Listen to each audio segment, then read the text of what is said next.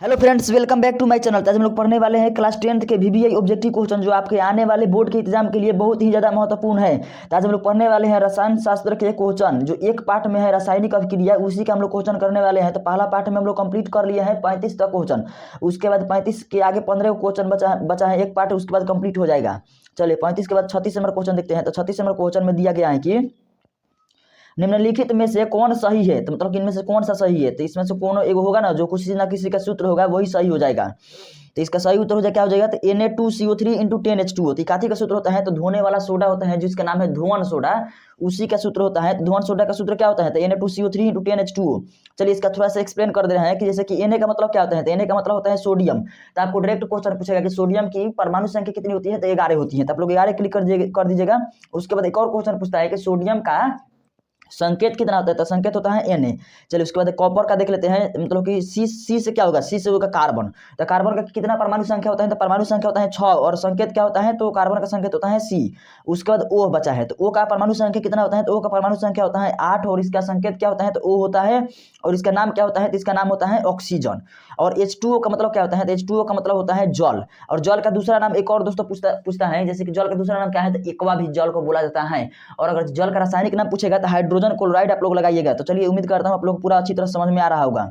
आप लोग केवल वीडियो को पूरा देखिए, हम आपको पूरा समझाने की कोशिश करेंगे। चलिए आगे देखते हैं समीकरण CaCO3 एरोहाइड CaO प्लस CO2 किस प्रकार की समीकरण है। तो देखिए जो दोस्तों, कभी भी अगर एगो समीकरण रहेगा और दो भाग में टूट जाता है ना, तो उसको या तो रेडॉक्स बोलेंगे और नहीं तो वियोजन बोलेंगे। तो रेडॉक्स तो कहीं दिया नहीं गया है, तो क्या दिया गया है, वियोजन दिया गया है। तो वियोजन मतलब कि टूटना, अलग होना। तो ये अलग हो रहा है तो उसको वियोजन बोलेंगे। तो वियोजन इसका सही उत्तर हो जाएगा।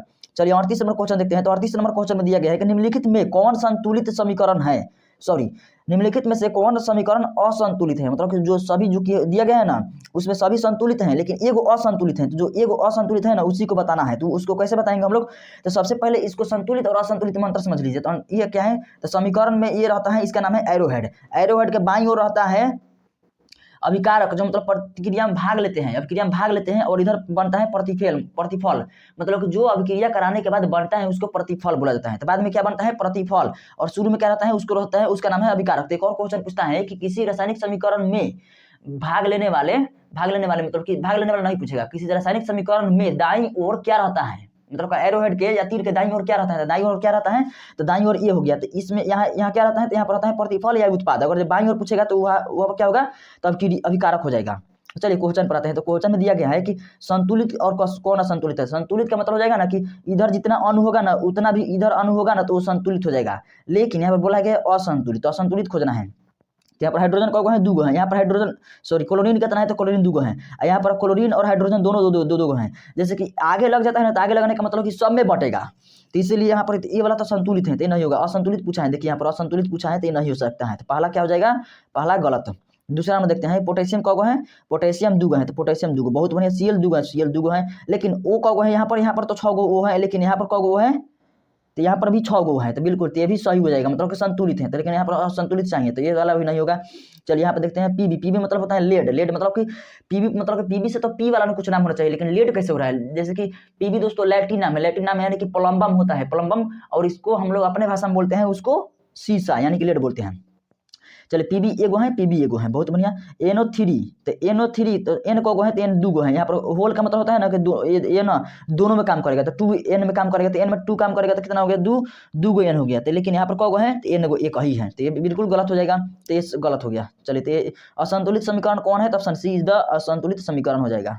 39 नंबर क्वेश्चन देखते हैं। तो 39 नंबर क्वेश्चन में दिया गया है कि कैल्शियम कार्बोनेट को गर्म करने पर कैल्शियम ऑक्साइड एवं कार्बन डाइऑक्साइड बनते हैं, यह किस प्रकार की रासायनिक अभिक्रिया है। तो यह कैसी अभिक्रिया है, तो यह अपघटन अभिक्रिया है। तो ऑप्शन डी इसका सही उत्तर हो जाएगा। 40 नंबर क्वेश्चन देखते हैं। तो 40 नंबर क्वेश्चन में दिया गया है कि सिल्वर नाइट्रेट के जलीय विलयन में सोडियम क्लोराइड का जलीय विलयन डालने पर अविलेय सिल्वर क्लोराइड विलयन से पृथक हो जाता है। इस अभिक्रिया को क्या कहते हैं, तो इस अभिक्रिया को कहते हैं अवक्षेपण। तो ऑप्शन सी इसका सही उत्तर हो जाएगा। 41 नंबर क्वेश्चन देखते हैं। 41 नंबर क्वेश्चन में है कि सोडियम हाइड्रोक्साइड।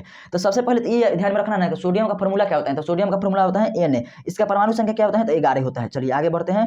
तो फिर क्या है हाइड्रोक्साइड, ऑक्साइड का मतलब क्या होता है, तो O होता है। O का परमाणु संख्या कितना होता है, तो 8 होता है। ये सब हम लोग पढ़ लीजिए। चलिए अब देखते हैं कि सोडियम हाइड्रोक्साइड बोला है, तो इसका फॉर्मूला क्या होता है, मतलब रासायनिक सूत्र क्या होता है। तो सोडियम हाइड्रोक्साइड का रासायनिक सूत्र होता है NaCl। NaCl होता है। और हाइड्रोक्लोरिक अम्ल, तो हाइड्रोक्लोरिक अम्ल का रासायनिक सूत्र क्या होता है, तो HCl होता है। एक और क्वेश्चन पूछता है कि हमारे पेट में कौन सा अम्ल होता है, तो HCl होता है, यानी कि हाइड्रोक्लोरिक अम्ल होता है। तो ये भी इसको भी ध्यान रखिएगा। मतलब कि दोस्तों आप लोग टेंशन मत लीजिए, जितना भी क्वेश्चन बनने वाला है ना 10th में और आपके लिए जरूरी होगा, उस समय अलग से भी बताते रहूंगा। तो चलिए, तो HCl को भी याद रखिएगा। उसके बाद एक और क्वेश्चन पूछता है कि बैटरी का अम्ल किसे कहते हैं, तो बैटरी का अम्ल कहा जाता है H2SO4 को बैटरी का अम्ल कहते हैं। और सोले का अम्ल किसे कहते हैं, सोरे का अम्ल कहते हैं HNO3 को क्या बोलते हैं, सोरे का अम्ल बोलते हैं। चलिए आगे देखते हैं। तो बैटरी का अम्ल याद कर ले। एक और क्वेश्चन पूछता है कि अम्लों का राजा किससे कहते हैं, सल्फ्यूरिक अम्ल किससे कहते हैं। इस सब का सूत्र है H2SO4। तो यहाँ पर चलिए क्वेश्चन पर आते हैं। तो क्वेश्चन में आने से पहले देख लेते हैं क्वेश्चन में क्या लिखा गया है। तो सोडियम हाइड्रोक्साइड और हाइड्रोजन क्लोराइड अम्ल के बीच अभिक्रिया होने पर सोडियम क्लोराइड एवं जल बनते हैं। यह अभिक्रिया कहलाती है। तो यह अभिक्रिया कैसी कहलाती है, तो उदासीनीकरण अभिक्रिया कहलाएगी। चलिए आगे देखते हैं क्वेश्चन 42 नंबर। तो 42 नंबर क्वेश्चन में दिया गया है कि इनमें से कौन सा है जो रेडॉक्स अभिक्रिया कौन है, मतलब रेडॉक्स अभिक्रिया के बारे में बताना है कि रेडॉक्स अभिक्रिया इनमें से कौन सा है। तो चलिए देखिए दोस्तों, जो भी मतलब जिसमें अगर जे एक यहाँ पर है, इधर आकर के दो टूट करके बन जाए ना, तो उसे रेडॉक्स अभिक्रिया कहते हैं। जैसे कि एगो ये बन गया, एगो ये, तो जैसे कि इधर दो है, दो मतलब कि अभिकारक है, इधर आकर 3 गो बन गया ना, तो ये रेडॉक्स अभिक्रिया हो गया। मतलब कि इससे ना अभिकारक से प्रतिफल की ओर एगो ज्यादा होना चाहिए, ज्यादा होना चाहिए। ये ट्रिक है दोस्तों, ये कोई कंसेप्ट नहीं है, ट्रिक है समझने वाला। तो ये वाला तो आप लोग एगो ज्यादा देख लीजिएगा, तो जहां पर एगो ज्यादा रहेगा ना वो वाला सही उत्तर हो जाएगा। तो देखिए दोस्तों, यहाँ पर एगो है और यहाँ पर 2 गो बन रहा है। अगर जे ये वाला नहीं रहता ना, तो ये वाला सही उत्तर हो जाता है। क्यों सही उत्तर हो जाता है, और ये वाला है तो ये वाला काहे नहीं सही उत्तर हो जाएगा। दोस्तों देखिए, यहाँ पर 2 गो है और यहाँ पर 3 गो है। तो जब 2 गो और 3 गो बनेगा ना, तो जब सबसे ज्यादा बढ़िया किसको मिलेगा, इसको मिलेगा। तो इसीलिए ये सही उत्तर हो जाएगा। लेकिन ये नहीं रहता तो कौन होता, तो ये वाला नहीं रहता, तो ऑप्शन बी इसका सही उत्तर हो जाता है। चलिए आगे देखते हैं क्वेश्चन 43 नंबर। तो 43 नंबर क्वेश्चन में दिया गया है कि निम्नलिखित में ऊष्माक्षेपी अभिक्रिया कौन सी है। तो ऊष्माक्षेपी अभिक्रिया उसे हम लोग बोलेंगे जिससे ऊष्मा निकलती हो। तो ऊष्मा किस में निकल रही है, तो देखिए यहाँ पर जूल, यहाँ पर तो ऊर्जा निकल रही है। यहाँ पर किलो कैल्विन, कैल्विन मतलब क्या होता है जी, कैल्विन मतलब होता है उस ऊर्जा। तो ऊर्जा निकल रही है, तो ऊर्जा किस में निकल रही है, तो ऊष्मा इसमें निकल रही है। कितना निकल रही है, तो 94.45 किलो कैल्विन निकल रही है। तो ऊर्जा इसमें निकल रही है, तो इसीलिए क्या हो जाएगा। और देखिए दोस्तों, ऊर्जा तो इसमें भी निकल रहा है और ऊर्जा इसमें भी निकल रहा है, तो फिर दोनों में हम लोग क्लिक कौन करेंगे, तो क्लिक हम लोग इसमें ये करेंगे CO2 जिसमें निकलता है। जैसे हम लोग एक क्वेश्चन पढ़े हैं कि श्वसन कैसी प्रक्रिया है, तो श्वसन कैसी प्रक्रिया है, तो ऊष्माक्षेपी प्रक्रिया है। क्यों ऊष्माक्षेपी प्रक्रिया है, क्योंकि उसमें हीट पैदा होता है। तो कार्बन डाइऑक्साइड कैसा होता है, गर्म होता है ना, तो ऊष्मा के कारण ही ऊष्माक्षेपी प्रक्रिया बनती है। तो CO2 के कारण ऊष्माक्षेपी प्रक्रिया यह बन जाएगा। चलिए आगे देखते हैं क्वेश्चन 44 नंबर। तो 44 नंबर क्वेश्चन में दिया गया है कि निम्नांकित में कौन सा युग्म एकल विस्थापन अभिक्रिया प्रदर्शित करता है। तो निम्नांकित में कौन सा युग्म एकल विस्थापन अभिक्रिया प्रदर्शित करता है, तो कौन सा प्रदर्शित करता है। तो इसका सही उत्तर क्या हो जाएगा, तो इसका सही उत्तर हो जाएगा AgNO3।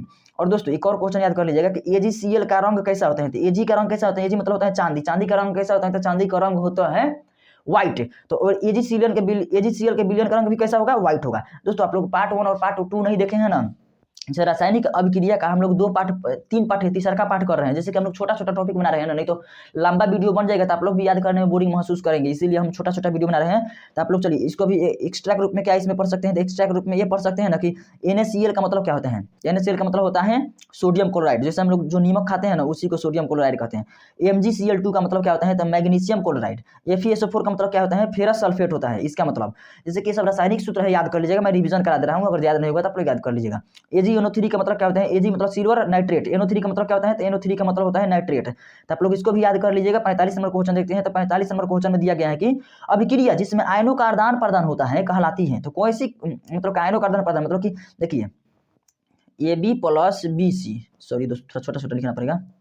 देखिए AB plus BC, AB plus BC arrow head, उसके बाद क्या बनेगा, तो A यहाँ पर है ना, तो ये वाला क्या कहाँ जाएगा, तो ये वाला यहाँ हो जाएगा। तो AC प्लस, सॉरी यहाँ पर दूसरा कुछ देना होगा, यहाँ पर P दे रहा है। तो P और B मिलकर के एक और दूसरा बनेगा, तो प्लस P और B। तो इस तरह से चेंज होकर के बनाता है ना, तो उसको द्वितीय विस्थापन अभिक्रिया कहते हैं, आपस में चेंज होकर बनता है। तो चलिए आगे देखते हैं 46 नंबर। तो 46 नंबर क्वेश्चन दिया गया है कि H2S प्लस I2 का मतलब क्या होता है, आयोडीन होता है। चलिए इससे भी कुछ क्वेश्चन बना लेते हैं। आयोडीन तो बोलेगा कि धातु तो सभी गैस के रूप में होते हैं, लेकिन बोलेगा कि धातु चमकदार कौन सा ऐसा धातु है जो चमकदार होता है, तो चमकदार कौन होता है, तो आयोडीन होता है। तो इसको आप लोग ध्यान में रखिएगा। उसके बाद एक और क्वेश्चन पूछता है कि कौन सा धातु है, धातु मेटल, कौन सा ऐसा मेटल है जो कमरे का ताप का मतलब होता है ना, जैसे कि बहुत स्टूडेंट को पता ही नहीं रहता है कमरे का ताप क्या होता है। कमरे का ताप का मतलब होता है जैसे कि हम लोग जितना टेम्परेचर में रहते हैं, मतलब जिस सिचुएशन में हम लोग रह रहे हैं, जितना टेम्परेचर है अभी, उसी को कमरे का ताप बोला जाता है। तो कमरे के ताप पर कौन सा धातु यानी कि मेटल द्रव रूप में रहता है, अधिकांश मेटल तो ठोस रूप में रहते हैं, अधिकांश का सभी मेटल ठोस रूप में रहते हैं, लेकिन द्रव रूप में कौन रहता है तो पारा रहता है। पारा का सूत्र क्या होता है Hg होता है, तो इसको आप लोग याद रख लीजिएगा। उसके बाद अगर जो अधातु के बारे में पूछेगा कि कौन सा धातु कमरे के ताप पर द्रव रूप में रहता है तो ब्रोमीन रहता है। उसके बाद कौन से धातु से विद्युत धारा प्रवाहित होती है तो धातु से तो ग्रेफाइट। इन सभी फैक्ट को याद कर लीजिएगा, ये सभी फैक्ट जो बता रहे हैं ना सभी इंपॉर्टेंट है, मतलब कि बहुत ज्यादा इंपॉर्टेंट है। चलिए आगे देखते हैं क्वेश्चन 47 नंबर। तो 47 नंबर क्वेश्चन में दिया गया है कि निम्नलिखित में कौन अवकारक गुण प्रदर्शित करता है, तो इनमें से अवकारक गुण कौन प्रदर्शित करता है तो H2S, इसका ऑप्शन सी सही उत्तर हो जाएगा। H2S का मतलब होता है हाइड्रोजन सल्फाइड। चलिए इसमें एक और बहुत ही ज्यादा महत्वपूर्ण क्वेश्चन है, दो है H2SO4 और HNO3, इस दोनों के बारे में बहुत ज्यादा जानना है। नाइट्रिक अम्ल, नाइट्रिक अम्ल का सूत्र क्या होता है तो HNO3 होता है नाइट्रिक अम्ल का सूत्र। उसके बाद सोरेका अम्ल, नाइट्रिक अम्ल का दूसरा नाम क्या है सोरेका अम्ल, तो इसको भी ध्यान रखिएगा कि सोरेका अम्ल और नाइट्रिक अम्ल के बारे में पूछेगा तो HNO3 इसका सूत्र होता है, आप लोग लगा दीजिएगा। और दूसरा क्वेश्चन पूछेगा कि अम्लों का राजा किसे कहते हैं तो H2SO4 को कहते हैं। सल्फ्यूरिक अम्ल किसे कहते हैं तो H2SO4 को कहते हैं। हाइड्रोजन सल्फेट किसे कहते हैं तो इसी को बोलते हैं, इसको हाइड्रोजन नाइट्रेट बोलते हैं और इसको हाइड्रोजन सल्फेट बोलते हैं। उसके बाद बैटरिक अम्ल इसी को बोलते हैं, तो आप लोग ध्यान में रखिएगा। और दोस्तों जैसे अम्लीय वर्षा होती है ना तो अम्लीय वर्षा में भी सल्फ्यूरिक अम्ल की मात्रा होती है और HNO3 दोनों का मात्रा होती है, लेकिन सबसे ज्यादा किसका मात्रा होता है तो HNO3 का मात्रा होता है। चलिए आगे देखते हैं क्वेश्चन 48 नंबर का। अभिक्रिया Fe2O3 plus Al arrowhead Al2O3 plus 2Fe किस प्रकार की अभिक्रिया है, तो यह किस प्रकार की अभिक्रिया है तो यही बताना है। तो इसका सही उत्तर क्या हो जाएगा, तो इसका सही उत्तर हो जाएगा विस्थापन। तो विस्थापन अभिक्रिया तो होगा, लेकिन कैसे विस्थापन अभिक्रिया हुआ ये समझना है, क्योंकि जैसे कि आप लोग बुक में से भी देख करके याद कर लेंगे कि ये विस्थापन अभिक्रिया, इसका सही उत्तर हो जाएगा, लेकिन कैसे होगा ये आप लोग को समझना बहुत ज्यादा जरूरी है। तो चलिए मैं समझा दे रहा हूँ कैसे होगा। Fe2 पहला जो रहता है वो धातु होता है, यहाँ पर दूसरा का जो होता है अधातु होता है। यहाँ पर तो जो अकेला है तो ये धातु हो जाएगा, लेकिन देखिए ये पहला जो है ना तो यहाँ पर ये इसको मिला करके इसमें से अधातु ले लेगा और ये धातु हो गया ये अधातु हो गया, इस तरह का मिला करके तब जो अभिक्रिया बनता है ना तो उसको बोलते हैं विस्थापन अभिक्रिया, मतलब कि आपस में चेंज करके जो बनता है उससे विस्थापन अभिक्रिया कहते हैं। 49 नंबर क्वेश्चन देखते हैं। तो 49 नंबर क्वेश्चन दिया गया है अभिक्रिया 2PbO प्लस C मतलब यहाँ पर एस क्या लिखा है बताओ तो एस का मतलब होता है कि सॉलिड रूप में है। फिर 2Pb और CO2 के निम्नांकित में से कौन सत्य है के लिए कौन से सत्य है, तो इसका सही उत्तर हो जाएगा लेड ऑक्साइड अपचयित एवं कार्बन उपचयित हो रहा है। लेड ऑक्साइड क्या हो रहा है अपचयित हो रहा है और कार्बन उपचयित हो रहा है, तो इसको आप लोग याद रख लीजिएगा। चलिए इसके बारे में डीपली में क्वेश्चन समझ रहे हैं। पीबी का मतलब क्या होता है, पीबी का मतलब होता है शीशा, शीशा यानी कि लेड। लेकिन दोस्तों आप लोग ये समझने बात चाहिए कि शीशा और या लेड, शीशा का तो परमाणु संख्या संकेत होना चाहिए एस, नहीं तो लेड इसका दूसरा नाम है तो उसका होना चाहिए एल, लेकिन यहाँ पर पीबी का है ये समझने वाली बात है। तो पीबी इसका इसलिए है ना कि पीबी का मतलब होता है प्लम्बम, प्लम्बम मतलब कि शीशा को ही लैटिन नाम है प्लम्बम। जैसे कि सोडियम का सूत्र क्या होता है संकेत, तो सोडियम का संकेत होता है Na, लेकिन इसका तो सोडियम का था एस होना चाहिए, तो फिर Na का है तो इसका भी लैटिन नाम है Na का नाइट्रियम।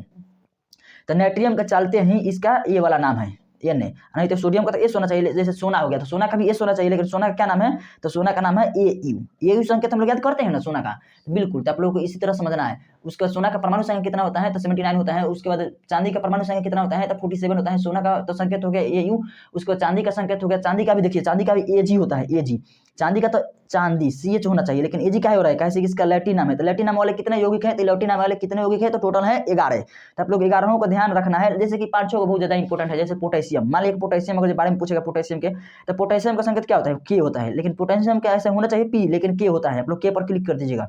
चलिए आगे देखते हैं क्वेश्चन। इसके बाद पहले वाले में नहीं समझाए, पहले वाले में आप लोग ये समझने लीजिए ना। Fe मतलब होता है लोहा, लोहा का मतलब है आयरन। तो Fe पर आयरन होता है, आयरन का परमाणु संख्या होता है 26। O मतलब ऑक्सीजन, ऑक्सीजन का परमाणु संख्या होता है 8। Al मतलब क्या होता है एल्यूमिनियम, एल्यूमिनियम का परमाणु संख्या होता है 13। चलिए आगे देखते हैं। अब कोई समझाने वाला नहीं ना है, बिल्कुल नहीं है। चलिए 49 भी हो गया है। 50 नंबर, 50 नंबर ये इस क्वेश्चन का अंतिम क्वेश्चन है, मतलब कि इस वीडियो का अंतिम क्वेश्चन है। AB plus CD arrowhead AD plus CB अभिक्रिया का नाम बताएं, तो यह किस प्रकार का अभिक्रिया है। देखिए दोस्तों ये पहला जो है ये धातु है, दूसरा अधातु है, पहला अधातु दूसरा धातु, इसमें पहला धातु दूसरा धातु, पहला धातु दूसरा धातु। इसमें ये जो इस तरह का अभिक्रिया रहती है ना दो को दोनों तरफ रहेगा तो ये चेंज होकर आपस में बनता है। लेकिन जैसे कि इसका धातु ले रहेगा और इसका धातु रहेगा, तो ए का धातु रहेगा तो धातु क्या है ए है, पहला वाला धातु है तो ए लिखा गया, इसमें धातु क्या है तो डी है तो डी लिखा गया। आप लोग को समझ में आ रहा होगा उम्मीद करता हूँ कि। और इसमें धातु क्या है सी है तो सी लिखा गया, इसमें अधातु क्या है तो अधातु खोजेंगे तो अधातु बी है। तो इस तरह का अभिक्रिया क्या कहते हैं आपस में चेंज करके बनता है, तो उससे विस्थापन अभिक्रिया कहते हैं। लेकिन यहाँ पर दो है तो दो कोई भाई भी बोला जाता है, तो भाई विस्थापन अभिक्रिया आप लोग क्लिक कर दीजिएगा। लेकिन विस्थापन अभिक्रिया भी दिया रहेगा तो आप लोग उसको भी क्लिक कर दीजिएगा। चलिए दोस्तों आप लोग को जो भी क्वेश्चन समझ में नहीं आया होगा तो आप लोग प्लीज पूछ लीजिएगा और मेरा कॉन्टैक्ट नंबर भी ले लीजिएगा। तो कॉन्टैक्ट नंबर मतलब जैसे कि मांग रहे थे कमेंट बॉक्स में, तो उनका भी कॉन्टैक्ट नंबर दे रहा हूँ 97988932 86, मतलब कोई भी जानकारी चाहिए तो इस पर कॉल कर सकते हैं आप। चलिए दोस्तों, आज के लिए